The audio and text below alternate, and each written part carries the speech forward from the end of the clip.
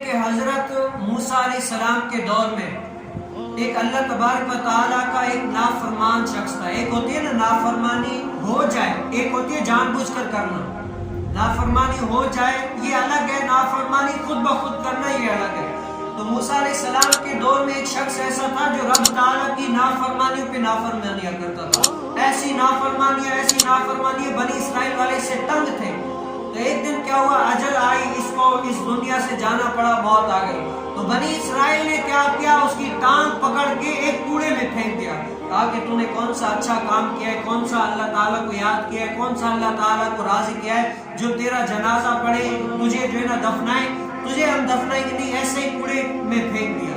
جیسے ہی پھینک دیا تو حضرت سیدنا موسیٰ علیہ السلام کو اللہ تعالیٰ نے وحی بھیجی، پیغام بھیجا کہ اے موسیٰ، وہ شخص جو کوڑے میں پڑا ہوا ہے اس شخص کا تم جنازہ بھی پڑھاؤ اور لوگوں کو بھی کہو کہ آؤ اس کا جنازہ پڑھاؤ۔ اب رب عز و جل کو بھی پتا ہے کہ یہ گناہ گار ہے جس نے نافرمانیاں کی، لوگوں کو بھی پتا ہے، موسیٰ علیہ السلام کو بھی پتا ہے کہ اس نے نافرمانیاں کی ہیں، یہ رب تعالیٰ کا جو ہے نا نافرمان ہے۔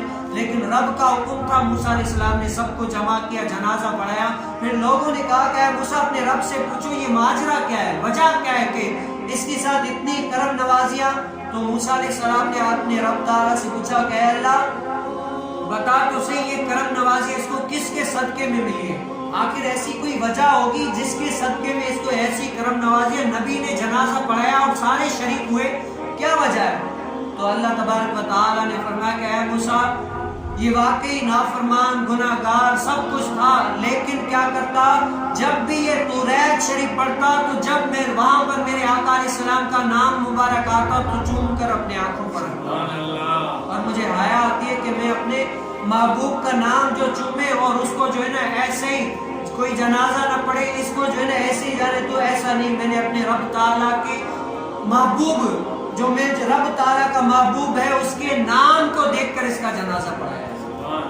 جت جو ویکھی نام محمد چمکیاں دے لیندی راہ، جے گھر چاہے احد کو ملنا احمد نام پکھے دی راہ۔